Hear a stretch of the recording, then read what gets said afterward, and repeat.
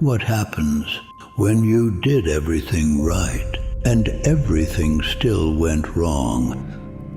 What do you do when one day takes almost everything you love?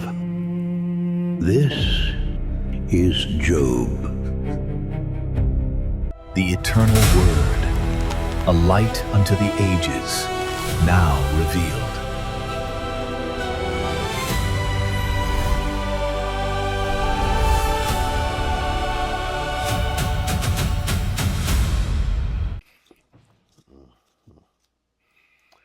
Can I talk to you just for a second? And let me ask you something. You know what? It's easy to talk about having faith when everything is working fine.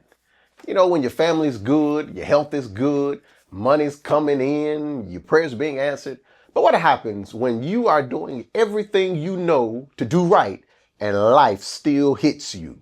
What happens when you pray and nothing changes? What happens when you are trying to honor God and instead of things getting better, they start falling apart? Because that is what makes this story about Job so heavy. The Bible doesn't introduce Job as some wicked man getting what he deserves. It tells us Job feared God. He lived upright. He stayed away from evil. And yet there came a day when everything Job thought was secure was about to be shaken. His money, his family, his everything, future. And here is the crazy part. Job had absolutely no idea that any of this had happened before. This was a conversation that had already taken place and he knew nothing about it. And that is where our story begins. There was a man in the land of Uz and his name was Job.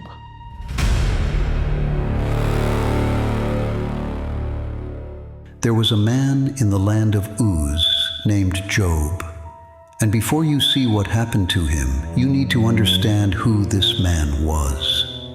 The Bible describes Job as blameless and upright, a man who feared God and turned away from evil. He had 7 sons and 3 daughters, thousands of sheep, camels, oxen, donkeys, and more servants than most men could imagine. Job was one of the greatest men in all the East. But Job did not just care about what he owned. He cared about God. His children would gather together for feasts, and afterward Job would rise early and offer sacrifices for them, thinking, "Perhaps my children have sinned and cursed God in their hearts." Job prayed for his children even when they were not around to hear it. From everything Job could see, life was good. But then the Bible takes us somewhere Job could not see. There came a day when the sons of God presented themselves before the Lord, and Satan came among them. The Lord said, "Have you considered my servant Job?" But Satan challenged Job's faithfulness. Does Job fear God for nothing? You have protected him, his family, and everything he owns. But take away what he has, and he will curse you to your face.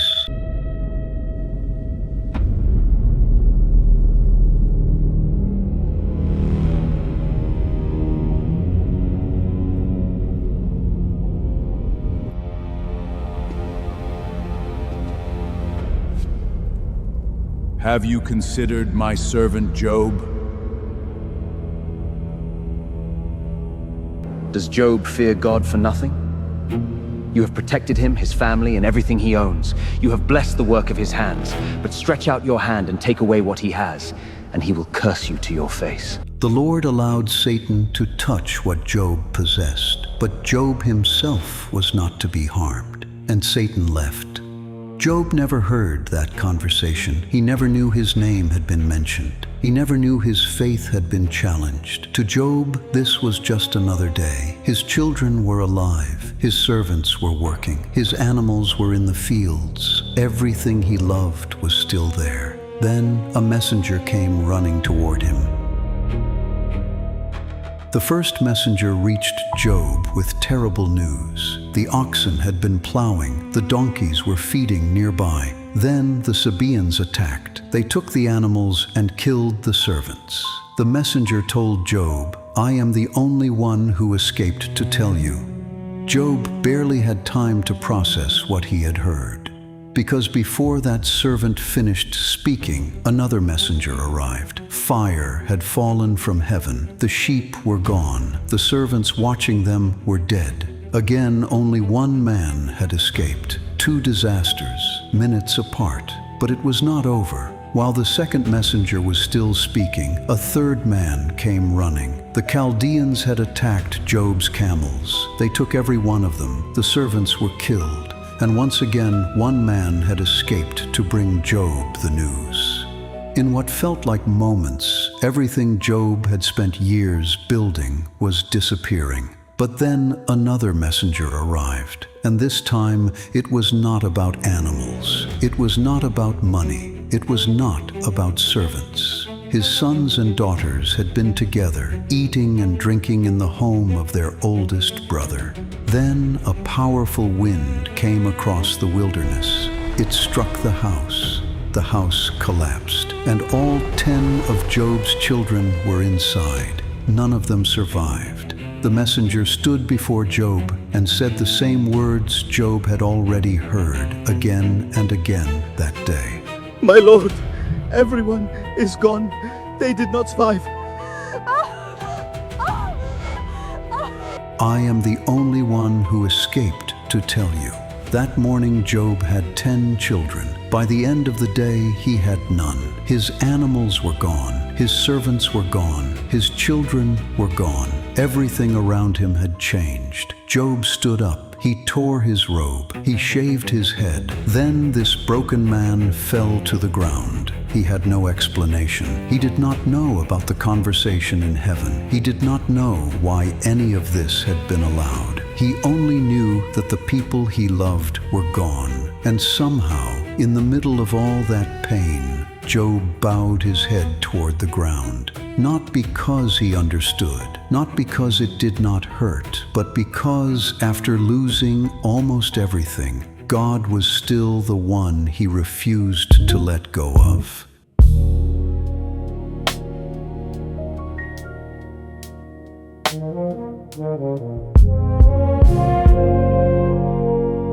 Everything I knew is gone.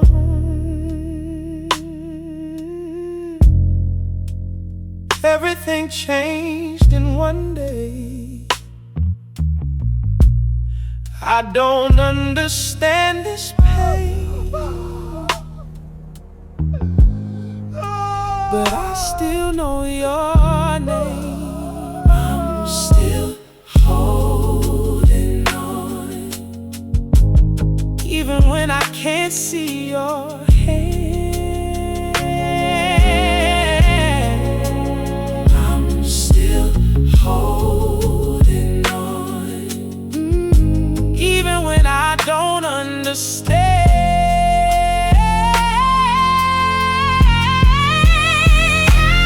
You were God before this pain, and you're still God now.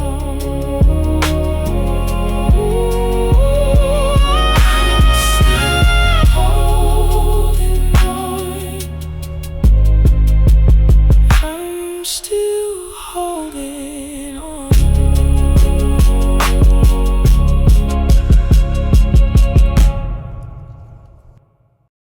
You see, that right there is what gets me about the story of Job. He didn't understand what was happening. He didn't know about the conversation that took place in heaven. All he knew, he woke up one day, he had his children, he had his servants, he had his wealth, his animal, he had his whole life. And by the end of the day, almost all of it was gone. Somebody watching this today, you know exactly what that's like. You know what happens when life comes at you faster than your heart can process it. One phone call, one diagnosis, one person walking away. One thing happens, then another thing happens, and before you can even recover from the first thing, here comes something else. And that's when faith really gonna get real. Because anybody can say and sing the song, I trust in God, my Savior, the one. Yeah, when everything making sense. But what happens when that trust is going to be tested? What do you do when God doesn't explain himself? What do you do when you prayed, you tried to live right, and you still end up crying yourself to sleep at night? Job, he worshiped God, not because losing his children didn't hurt, not because he understood what God was doing. He worshiped because his relationship with God was bigger than things God had given him. Listen to me. Sometimes faith is not saying, I understand. Sometimes faith is saying, God, I don't understand any of this at all, but I'm still holding on. I'm holding on to your promises. Your promises that you will never leave me nor forsake me. And you would think after everything Job had already lost, surely the test was over. But it wasn't, because Satan was about to come back. There came another day when the sons of God presented themselves before the Lord, and once again Satan came among them. The Lord said, "Have you considered my servant Job?" Even after everything that had happened, Job was still holding on to his integrity. But Satan was not finished. He answered, "Skin for skin. A man will give everything he has for his own life, but touch his flesh and his bones, and he will curse you to your face." The Lord allowed Satan to afflict Job, but there was still one boundary. Job's life had to be spared. So Satan left the presence of the Lord, and this time the attack came directly against Job. Painful sores broke out across his body from the soles of his feet to the top of his head. The man who had already lost his wealth, his servants, and all 10 of his children was now suffering inside his own body. Job sat down among the ashes. He picked up a piece of broken pottery and scraped his skin with it. There was no comfortable place to sit, no position that made the pain stop, no explanation from heaven telling him why any of this was happening. Had already buried one life. Now he had to live inside a body that hurt everywhere. And the man Satan said would curse God was still sitting there, broken, grieving, covered in sores, still holding on. But then someone who had watched Job lose everything looked at him and finally said what Satan had been waiting to hear. It was Job's wife. Job's wife had watched everything fall apart too. She had lost her children. She had watched their home change. She had watched her husband go from one of the greatest men in the East to sitting in ashes, covered in sores. And finally, she looked at Job and said, "Are you still holding on to your integrity?" Then she said the words Satan had been waiting for, "Curse God and die."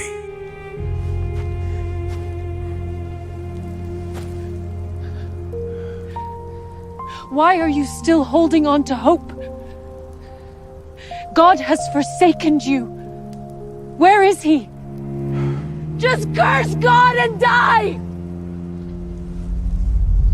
Just curse God and die!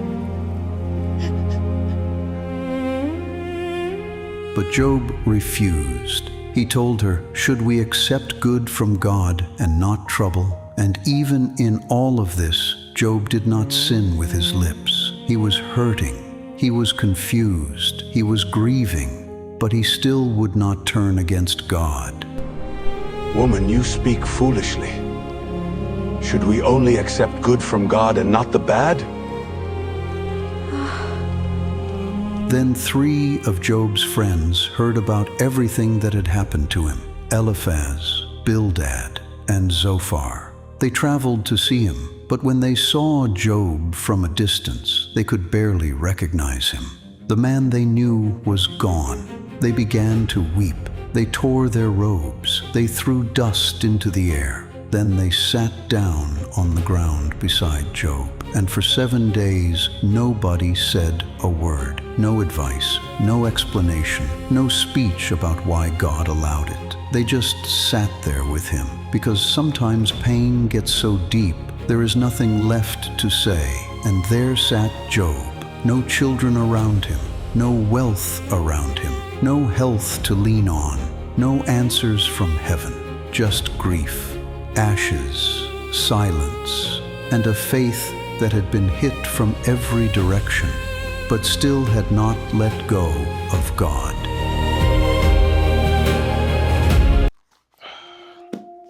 Man, boy. You know what? That story hits completely different when you really sit and think about it. Job lost his wealth, he lost his servants, he lost all 10 of his children. Can you imagine that? Then he lost his health. And through all of that, Job never knew about the conversation that had taken place in heaven. That is the part I need somebody to hear. Listen, because sometimes you are asking God why, and the truth is, you may not get the answer when you want it. Job didn't. He didn't know. All he could see was what was happening to him. He could not see what was happening behind the scenes. And some of us, we think faith means never crying. Nope. Job cried. Job, he grieved. Job tore his clothes. Job even put ashes on him and sat in ashes. This man was hurting. Faith don't mean pretending something doesn't hurt. Faith is what you do while it hurts. You see, Job didn't worship because losing his children was easy. He worshiped because even after losing what God had given him, he still believed God was gonna turn it around. He still believed that God was worth holding to. And listen to me, there may come a season in your life where you can't trace what God is doing. You prayed, you tried to do what's right, you did what you knew to do, and somehow you still ended up in a place you never expected to be. But that don't automatically mean God has abandoned you. So let me ask you this one question. Let me ask you this. If God never explained the season you're in, could you still trust him? If the blessing disappeared, would you still trust God? If you lost the thing you thanked God for, would you still thank God? That is what Job forces us to wrestle with, because at the end of the day, we all can relate to Job, because anybody can praise God when everything is going good. But faith gets tested when life stops making sense. And Job's story was not over. There were still questions coming. There are still arguments coming. Friends who thought they understood why he was suffering. And eventually, God himself is going to speak to Job. But for now, Job sat in the ashes with no answers. And somehow, he was still holding on. And this is where we leave off for now.